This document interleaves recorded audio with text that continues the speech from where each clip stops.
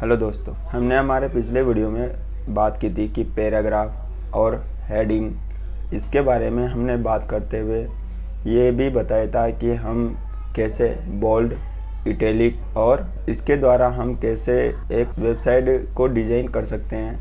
हमने देखा था कि टैग नेम अब किसी स्टूडेंट के मन में आ जाता है कि ये क्या होते हैं, हेडिंग कौन सी होती है और एट्रीब्यूट कौन से होते हैं और टैग नेम कौन से होते हैं। तो मैं बता देता हूँ आपको। ये HTML है, ये क्या है, एक टैग नेम है। ये हेडिंग क्या है, एक टैग नेम है। ये क्या है, हेडिंग स्टार्टिंग टैग और ये एंड टैग। और ये क्या है, जो लैंग्वेज इंग्लिश लिखा हुआ है लैंग्वेज, ये क्या है, एक एट्रीब्यूट है। यहाँ पे जो ये फर्स्ट वाला है, ये जो मेटा टेक्स्ट, ये क्या है, एक टैग है। और इसके बाद जो 4 सेट लिखा हुआ है एक एट्रीब्यूट है।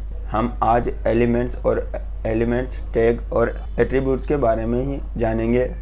आपने देखा कि जो ये heading 1, heading 2, heading 3, heading 4, heading 5, heading 6, ये क्या है, एक टैग नेम है। इसके जो अंदर है कंटेंट वह हमें प्रिंट होता हुआ दिखाई देता है। फिर हमने पैराग्राफ के बारे में पढ़ा था और पैराग्राफ पढ़ा था और हेडिंग पढ़ी थी। फिर हम जानेंगे आज कि आपको क्या करना है कि जैसे इसको लोड करोगे, लोड करने के बाद में आप इसको जैसे ओपन विद सर्वर में खोलोगे तो आपको ऐसे दिखाई दिया। हमने कल इसके बारे में चर्चा कर ली थी। आज मैं आपको एक बार फिर से बता देता हूँ कि जो ये हेलो वर्ल्ड है इसकी पिक्सल साइज़ क्या होती है। बहुत से स्टूडेंट ये चाहते हैं कि हम एक हमारी वेबसाइट के ऊपर जैसे ही फिर कुछ नेम आए वह एक हमारी साइज़ के अनुसार आए, तो ये उसलिए ज़रूरी रहता है। मैं आज एक बार इनकी पिक्सल साइज़ एक बार और बता देता हूँ सभी की, क्योंकि ये पिक्सल साइज़ आपको याद करना बहुत ज़रूरी है। आपको मतलब इसके लिए बहुत हेल्प मिलती है वेबसाइट बनाने में। इसकी जो सबसे ऊपर है, जो सबसे फर्स्ट नंबर में है, इसकी पिक्सल साइज़ होती है 32 पिक्सल। और फिर जो सेकंड वाला है इसकी पिक्सल साइज़ होती है 24 पिक्सल। और फिर थर्ड वाला है इसकी पिक्सल साइज़ होती है 18.70 पिक्सल होती है। और जो फोर्थ वाला है इसकी पिक्सल साइज़ होती है 16 पिक्सल। क्या होते हैं, 16 पिक्सल। और इसके बाद में जो फिफ्थ वाला है इसकी पिक्सल साइज़ होती है 13.20 पिक्सल। ये फिफ्थ वाले की साइज़ होगी। और जो लास्ट वाला है इसकी पिक्सल साइज़ होती है 10.70 पिक्सल। आपको इसको याद रखना है। अब मैं आज इसमें एक बात बता देता हूँ कि आपको लग रहा होगा कि आप चाहते हो कि मेरी जो ये वाला पैराग्राफ है इसके बीच में और जो सेकंड वाला पैराग्राफ है इसके बीच में मुझे अंडरलाइन चाहिए, यानी कि हॉरिजॉन्टल लाइन। तो आप सोचोगे कि हॉरिजॉन्टल लाइन चाहिए इनके बीच में, तो आपको क्या है, एक टैग देना है। आप अभी इसको भूल जाओ बिल्कुल ही। आपको इसके बारे में बिल्कुल चर्चा नहीं करनी, क्योंकि ये मैंने एक नोट्स बनाया है आपके लिए। आपको क्या करना है, यहाँ पे जैसे आप दोगे HR, ये क्या है, एक क्या है, HR क्या है, एक टैग नेम है। जैसे आप HR टैग नेम दोगे और एंटर मारोगे तो ये एंटर हो जाएगा। इसमें स्टार्टिंग टैग और इसे लिखोगे, जिसमें आपके जैसे इसको प्रिंट करोगे वैसे आप लोड करोगे। लोड करने के बाद में जैसे आप देखोगे तो लाइव सर्वर में ये देखिए, ये लाइन यानी कि जो हॉरिजॉन्टल लाइन है ये बन गई। ये क्या है, आपको मदद करेगी आपकी हेडिंग को जमाने में, हेडिंग को, पैराग्राफ को। फिर इसके बाद में जो पैराग्राफ उसके अंदर कंटेंट रहता है और फिर क्लोज टैग नेम होता है। अगर आप एंड टैग नहीं लगाते हो तो हो सकता है कि आपके एरर आ जाए। जैसे आपने यहाँ पे एंड टैग नहीं लगाया, यहाँ पे एंड टैग नहीं लगाया तो हो सकता है कि एरर शो कर जाए। आपको एंड टैग लगाना ज़रूरी होता है, एंड टैग के बिना आप यूज ना करें। फिर इसके बाद में हम आज बात करेंगे एट्रीब्यूट्स की। ये कुछ एट्रीब्यूट्स हैं जैसे नेम एट्रीब्यूट्स है, कंटेंट एट्रीब्यूट्स है, चार सेट एट्रीब्यूट्स है। ये बहुत कुछ, ये क्या है, एट्रीब्यूट्स है। ये लैंग्वेज इंग्लिश एट्रीब्यूट है और बाकी सब लगभग टैग है, टैग नेम है। फिर इसके बाद में हम बात करते हैं आज मैं आपको ये बता रहा हूँ कि आप एक फ़ोल्डर बना लीजिए। आपने फ़ोल्डर बनाया एक hello world.html, न्यू नाम दे दीजिए इसको। ये पहले से फ़ोल्डर बना हुआ है, इसका नाम दे दीजिए आप 11 hello world11.html। मैंने इसका नाम दे दिया और मैंने एक प्रोग्राम बनाया। पहले मैं आपको यहाँ पे मैं जो वह फर्स्ट टाइम होती वो देख लेना आप। मैंने कुछ नोट्स लिखे थे, मैंने कुछ नोट्स आपके लिए देखे थे कि एट्रीब्यूट्स आर ऑलवेज, ये सभी नोट्स हैं। मैं इसको इधर भी बता रहा हूँ आपको। ये नोट्स है कुछ जो कि मैंने आपके लिए टाइप किया। आप इनको देखते हुए अच्छे से पढ़ सकते हो। ये नोट्स है, इनको अभी हम 1 बाय 1 पढ़ते हुए, जहाँ पे हम जो चीज़ जो एट्रीब्यूट पढ़ेंगे वहाँ पे टाइप करेंगे। यानी कि जैसे कि आपने क्या किया, आपको क्या है, एक प्रोग्राम बनाना है। आपने शिफ्ट दबा के एमिट ऑब्जर्वेशन ये एंटर किया। एंटर करने के बाद में ये आपका प्रोग्राम हो गया। आपका जो टाइटल है वो टाइटल दे दिया आपने हेलो वर्ल्ड 11, ये आपने नाम दे दिया हेलो वर्ल्ड। यही जो इसका नाम रखा फ़ोल्डर का, वही मैंने नाम दे दिया टाइटल का। अब आपको क्या करना है कि आपको एट्रीब्यूट, जो एट्रीब्यूट्स हैं उनके बारे में हम आज बात करेंगे। एट्रीब्यूट्स कौन कौन से होते हैं, बहुत सारे एट्रीब्यूट्स होते हैं, ये बहुत लंबी लिस्ट है। हम इसके बारे में डिटेल से CSS और जावास्क्रिप्ट में बात करेंगे। अभी हम वही पढ़ेंगे जो हमारे लिए इम्पोर्टेंट है। जैसे कि मैंने टाइप किया टैग नेम और एंटर प्रेस किया। ये क्या है, ये देखिए आपको क्या मिला, एक तो मिला क्या है, एक टैग नेम है, और ये href क्या है, ये एक एट्रीब्यूट है। अब जैसे ही आपने href एट्रीब्यूट आया तो ये किस यूज आता है, तो ये क्या यूज आता है, ये यूज आता है href एट्रीब्यूट। ये आपको किसी वेबसाइट या किसी एप्लीकेशन को लिंक करने के लिए यूज आता है। जैसे कि आपने कोई लिंक कर लिया, कोई website, Google, Facebook, Twitter, YouTube, बहुत बड़ी बड़ी वेबसाइट है। किसी को भी अगर आप ऐड करना चाहते हो आपकी वेबसाइट के अंदर, उसको लिंक करना चाहते हो, तो वह यहाँ से आसानी से हो जाएगी HTML लैंग्वेज द्वारा, href एट्रीब्यूट द्वारा। तो हम बात करते हैं कि कैसे करके बताओ।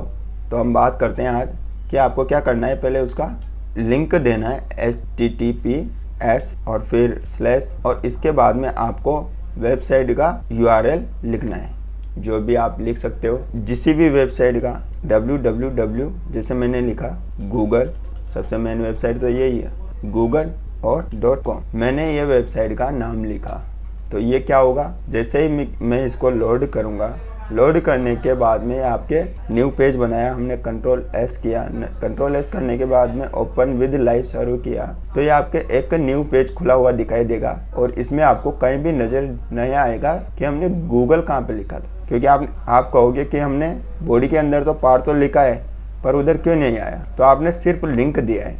आप लिंक के बाद में आप इसका नाम लिखना ज़रूरी होता है, गूगल। जैसे आपने नाम लिखा और इसको लोड किया, फिर आप देखिएगा आप लाइव सर्वर में, आपको लाइव सर्वर में ये गूगल दिख गया। जैसे आप इसमें क्लिक करोगे तो आपको गूगल सर्च इंजन मिलेगा। इसमें आप ये गूगल की एक तरह से कह सकते हैं कि वेबसाइट में ओपन हो गया डायरेक्ट। फिर इसके बाद में आपको क्या करना है कि मुझे तो और भी लिंक करना है, मुझे तो फेसबुक भी लिंक करना है, मुझे तो ट्विटर भी लिंक करना है, मुझे तो यूट्यूब भी लिंक करना है, मुझे मेरी दूसरी वेबसाइट भी लिंक करनी है, तो ज़रूर आप कर सकते। आप यहाँ से जो चाहो, जो इंटरनेट में उपलब्ध है वो सब लिंक कर सकते हो। आपको जो वेबसाइट है वो लिंक कर सकते हो। जैसे कि मैं बताऊँ आपको, मुझे ट्विटर, इसके बाद गूगल के बाद मुझे ट्विटर, यूट्यूब और फेसबुक ऐड करना है।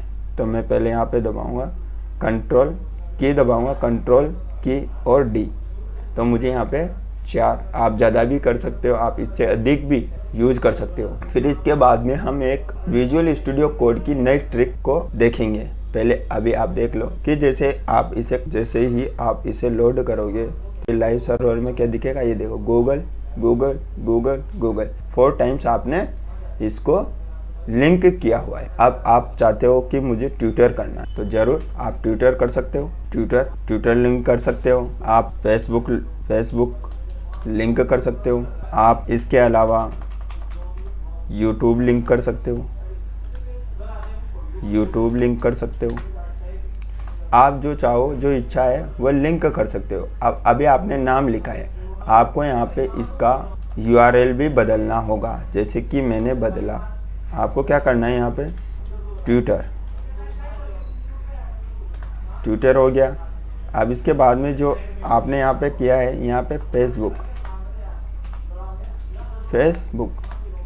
फिर आपको यहाँ पे गूगल, इसकी जगह यूट्यूब कर देना है, यूट्यूब। जैसे आप इसे लोड करोगे, लोड करने के बाद में जैसे आप वेब ब्राउज़र में जाओगे तो ये देखिए आपको गूगल, ट्विटर, फेसबुक, यूट्यूब। अब देखिएगा आप जैसे ही गूगल में किया, आपको गूगल ओपन करके दे दिया। जैसे ही आपने किया किस में, ट्विटर में, तो ट्विटर ओपन करके दे दिया आपने।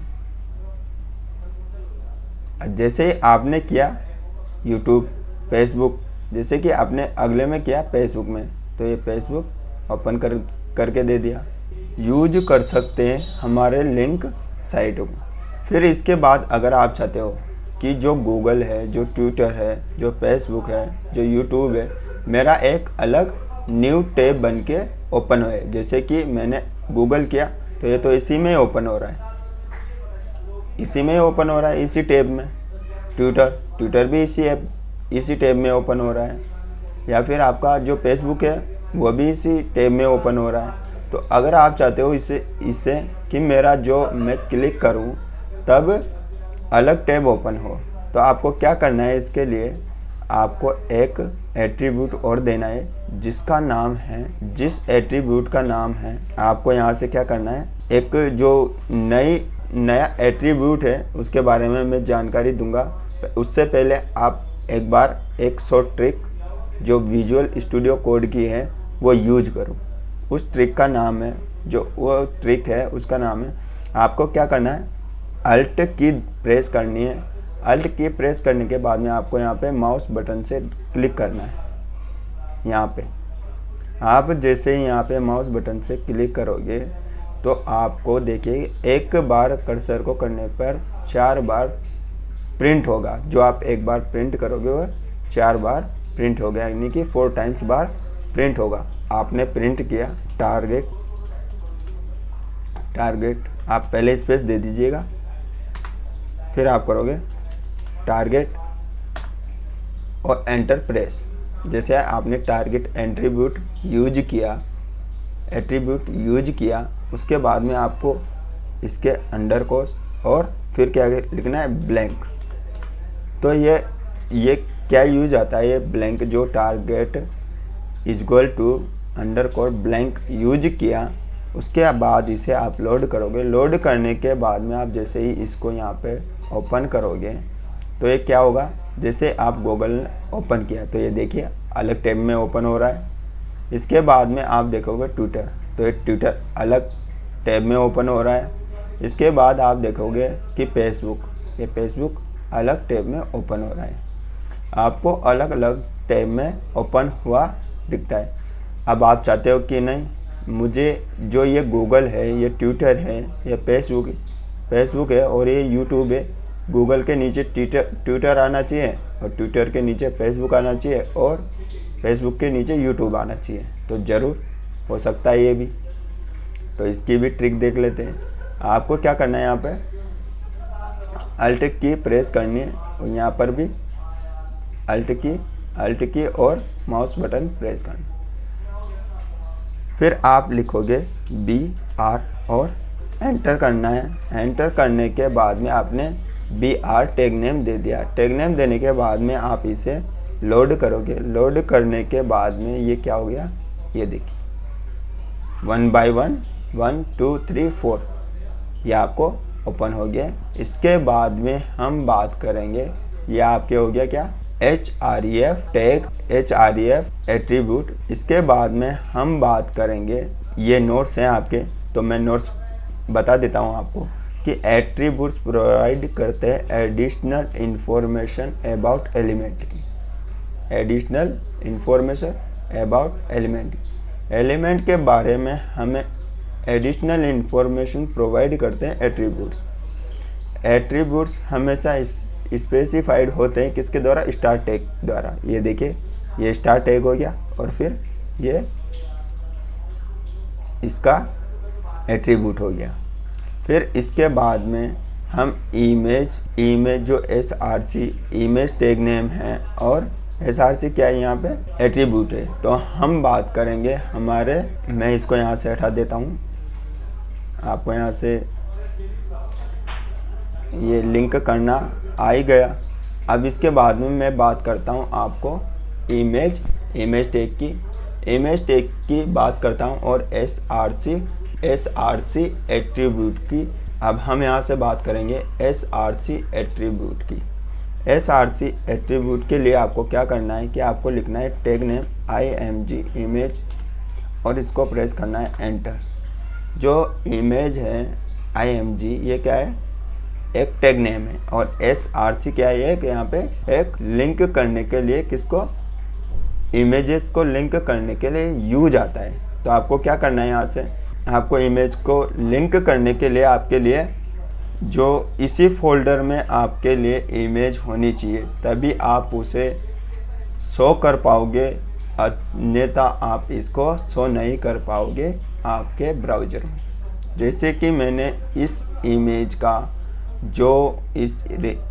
का URL है या इसका जो साइज है, जो इसका नेम है, वो मैंने प्रिंट किया img करने के बाद में मैंने इसका पूरा नाम लिखा। पूरा नाम लिखने के बाद में जैसे ही मैंने इसको अल्ट दिया, अल्ट नहीं दोगे तब भी आपके प्रिंट हो जाएगा, बट अल्ट देने का मतलब ये है कि आपकी इमेज इधर से उधर ना हो, मतलब एक पर्टिकुलर URL में रहे। URL का उपयोग करना सबसे अच्छा होता है अगर आप डोमेन नेम बदलते हो तो, अन्यथा ये टूटेगा। इससे क्या होगा, जैसे आपने अल्ट दिया तो आपने दिया अल्ट लोकल इमेज, और जैसे आप इसे लोड करोगे, लोड करने के बाद में ये देखिए, ये आपका लिंक हो गया और ये आपकी इमेज हुई। ये देखिए बहुत बड़ी इमेज आ रही है। इसकी साइज वाइज के बारे में भी देखेंगे अभी हम। अब फिर इसके बाद में मैं चाहता हूँ कि जो मेरी इमेज है उसकी साइज कितनी हो। उसकी साइज अगर आपके पास में यहाँ पे इमेज नहीं होगी तो आपको क्या करना है, इसका फुल URL देना पड़ेगा जहाँ पर भी आपकी इमेज है। आपको क्या करना है, यहाँ पे जब तक कि इस फोल्डर में यहाँ पर जो इमेज नहीं होगी वो यहाँ से लिंक नहीं होगी, आपको पूरा URL देना ही पड़ेगा। जैसे कि यहाँ पे लिखा हुआ है, मैंने एक लाइन लिखी हुई है, इफ़ यदि we try to display an image that does not exist the value of the alt attribute will be displayed instead image typo.jpg। अगर मान लो मैंने यहाँ पे इस इमेज का नाम बदल के ये कर दिया, जैसे ही मैं दिखा देता हूँ आपको, मैंने यहाँ पे इस इमेज का नाम बदल देता हूँ, मैं इस इमेज का नाम बदल देता हूँ। तो मैंने टाइप किया इमेज और typo.jpg। अब मैंने जो इसको सेव किया, सेव करने के बाद में आप देखोगे कि ये इमेज यहाँ पे शो नहीं होगी, केवल जो अल्ट में लिखा हुआ जो नाम है वो आपको शो देगा। आपको क्या करना है, ये क्या है, एक आइकन के टाइप में आपको दिखेगा कि हमारी इमेज इस फोल्डर में नहीं पड़ी, यानी कि आपकी इमेज जो ये है इमेज typo.jpg ये इस फोल्डर में नहीं है, इसलिए आपका ये इशू आया कि आपको यहाँ से वो दिखेगा नहीं। इसके बाद फिर आपको क्या करना है कि जैसे कि आपने इस इमेज की साइज़ के बारे में देखना है, तो मैं बता देता हूँ आपको कि जो इमेज की साइज़ है, इमेज की साइज़ कैसे बदलते हैं। अब इसकी साइज देनी है आपको विदिन देनी है, और विदिन दे दिया आपने 300 और फिर इसके बाद में आपने इसकी हाइट दे दी, और आपने हाइट एट्रीब्यूट लगा के इसकी हाइट दे दी 500। तो ये जो आपने इमेज local.jpg है, ये आपकी विदिन होगी 300 और हाइट होगी 500। ये एक इसको लोड करने के बाद में आपको इस टाइप से दिखना चालू हो जाएगा। आप इसे छोटा बड़ा जैसे भी आप पिक्सल साइज जो भी आप हाइट विदिन बढ़ाना चाहो वैसे बढ़ा सकते हो। जैसे कि मैंने यहाँ पे विदिन बढ़ाई 800 और यहाँ कर दिया 300। इसे लोड करने के बाद में आप देखोगे कि ये देखिए, आप जैसे चाहो वैसे कर सकते हो। फिर इसके बाद में आपको देखना है कि आपकी जो इमेज है वो कैसे शो होगी कैसे नहीं। मैंने आपको यहाँ पे तीनों के बारे में बता दिया है। आप इन तीनों को यूज करते हुए आप जो अल्ट यूज आता है वो क्या यूज आता है, वह आपकी इमेज यानी कि आपकी डोमेन इमेज को एक तरह से यूआरएल को जो डोमेन नेम है उसको बदलते हो तो नहीं टूटेगा। ये जब अगर आप डोमेन साइज को यूआरएल को नहीं बदलते हो या फिर बदलते हो तो ये जो आपने डोमेन नेम दिया यूआरएल नेम दिया तो इसकी वजह से आपका जो अल्ट एट्रीब्यूट है ये इसको नहीं बदलेगा। तो इसके बाद फिर क्या करना है आपको, ये तो अल्ट वाला हो गया और ये लोकल सिंपल आपके, ये 3 तरीके से आप एट्रीब्यूट लगा के आप क्या कर सकते हो, इमेज को अपनी वेबसाइट में शो कर सकते हो। जैसे कि आपको दिख रहा होगा कि आपको पहले लिंक दिखा और फिर इमेज दिखी और फिर ये साइज के अनुसार आपको इमेज दिखी। एक और वेबसाइट है जिसका नाम है, आपको मैं बताना चाहूँगा उस वेबसाइट का नाम जो बहुत ही यूज आता है। वेबसाइट का नाम है अनप्लेस सोर्स। इस वेबसाइट में बहुत सारे क्या हैं, सोर्स हैं जो कि आप यूज करते हुए, जैसे कि लिंक यूज करते हुए ये देखिएगा यहाँ पे random from A specify users. यहाँ से आप जैसे ही यहाँ से इसका लिंक उठा के आपने कहाँ पे डाला, यहाँ पे, तो ये क्या हो जाएगा, यहाँ से लिंक हो जाएगा। लिंक होने के बाद में ये आपको वही इमेज ओपन करके देगी। ये रैंडम चलते रहते हैं, ये वाले इमेज हैं, ये वाले इमेज रैंडमली चलते रहते हैं, मतलब 1 बाय 1 चलते रहते हैं, एक के बाद एक आते रहते हैं। यहाँ से भी आप यूआरएल लेके आप रैंडमली यहाँ पे आपकी वेबसाइट को बहुत ही अच्छी तरीके से डिज़ाइन कर सकते हो HTML लैंग्वेज द्वारा। इसके बाद में हम पढ़ेंगे स्टाइल एट्रीब्यूट। स्टाइल एट्रीब्यूट के लिए आपको क्या करना है, पहले P, वैसे ही आप इसको क्या करोगे, पैराग्राफ, और फिर यहाँ पे स्टाइल दोगे।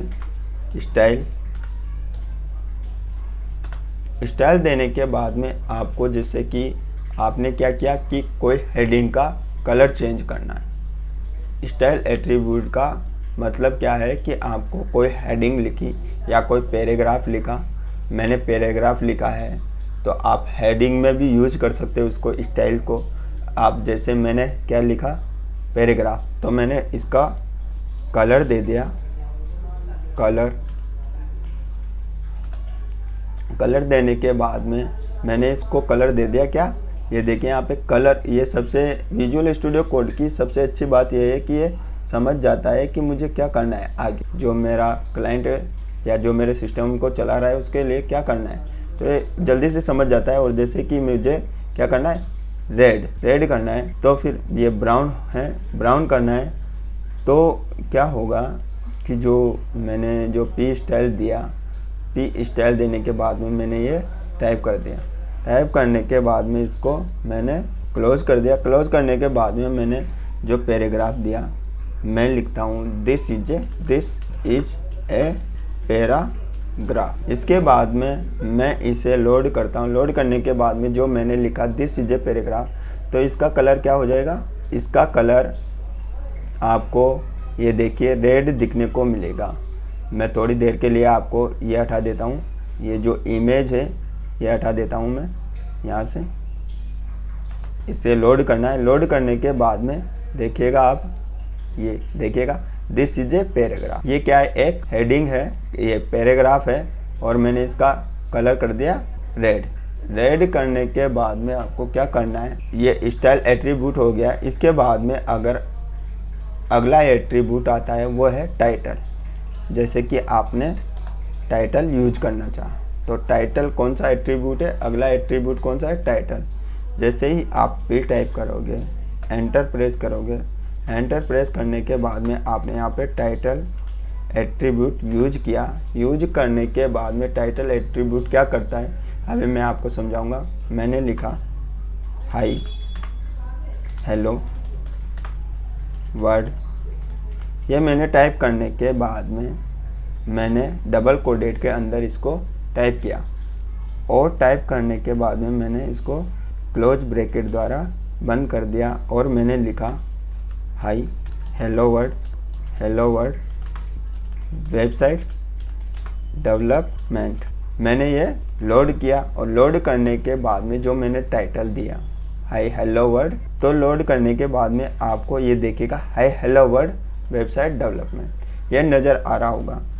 अब आप कहोगे कि टाइटल का क्या यूज, तो टाइटल का सिर्फ यही यूज है, जैसे ही आप यहाँ पे कर्सर को ऊपर hi hello word website development के ऊपर ले के जाओगे तो आपको देखो एक बॉक्स दिखने को मिल रहा होगा हाई हेलो वर्ड। देखना, ध्यान से देखना, हाई हेलो वर्ड ये क्या है, ये टाइटल है, ये इसी यूज में आ रहा है। ये जो है हाई हेलो वर्ड ये इसी यूज में आता है। आप यहाँ पे एक नोट्स बना लेना जिसका आपको क्या करना है, कंट्रोल/ दबा के आपको कमेंट लिखना है। कमेंट यहाँ पे बहुत ज़रूरी है, टाइटल जहाँ भी दो आप, जहाँ पर भी the title attribute some, the title attribute define some extra information about an element. जो टाइटल है एक एडिशनल इंफॉर्मेशन देता है, जो एक्स्ट्रा इंफॉर्मेशन देता है। और फिर इसके बाद में आप इसको सिंगल कोडेड और डबल कोडेड यानी कि सिंगल और डबल क्वार्ट्स भी कह सकते हो। आप इसको यूज करते हुए बहुत अच्छी वेबसाइट बना सकते हो। यहाँ पे आप जैसे कि मैंने टाइप किया पी और मैंने यहाँ पे इसको फिर मैंने इसको दिया बी बोल्ड, मैंने बोल्ड टैग और दे दिया और इसका नाम लिख दिया मैंने my paragraph is a simple paragraph. ये मैंने टाइप। अब आप इसे जैसे ही लोड करोगे, लोड करने के बाद में आपको क्या दिखेगा, ये देखेगा इसके ऊपर जो टाइटल आ रहा है इसके ऊपर नहीं आ रहा, क्योंकि आपने इसके ऊपर कोई टाइटल नहीं दिया, आपने इसके लिए कोई टाइटल नहीं दिया। ये क्या है, सिंपल पैराग्राफ। तो इससे आप बहुत सारे यूजफुल तरीके सीखे होंगे। आज के लिए आपने एट्रीब्यूट सीखे, आगे बहुत सारे एट्रीब्यूट्स हैं, हम इनको आगे देखते जाएंगे, आगे अच्छे से करेंगे। आज के लिए इतना ही, thank you, all the best. और आपको अब जो हम बताने जा रहे हैं, आपको क्या करना है, आपको मेल में मैसेज करना है और जो टेलीग्राम अकाउंट है, टेलीग्राम में आप जो भी अगर आपके डाउट है आप टेलीग्राम कीजिए। टेलीग्राम में हमारा लास्ट में स्क्रीन में आ रहा है, टेलीग्राम ज्वाइन कर सकते हो और हमें मैसेज कर सकते हो। हमारे मेल आईडी में मैसेज कर सकते हो। आप फेसबुक में भी मैसेज कर सकते हो और इंस्टाग्राम में भी मैसेज कर सकते हो। हमने सब जगह अकाउंट बना रखा है, आप किसी भी जगह मैसेज कर सकते हो। कोई भी डाउट हो तो हम आपको निसंकोच, आप हमसे डायरेक्ट कनेक्ट रहोगे तो हम सॉल्यूशन बता पाएंगे। आपको जो भी सॉल्यूशन चाहता हो तो हम ज़रूर बताएंगे। आप सिर्फ SSGK और हेलो वर्ड वेबसाइट को ऐसे सपोर्ट करते रहिए और लाइक कीजिए, सब्सक्राइब कीजिए और शेयर कीजिए। Thank you, all the best.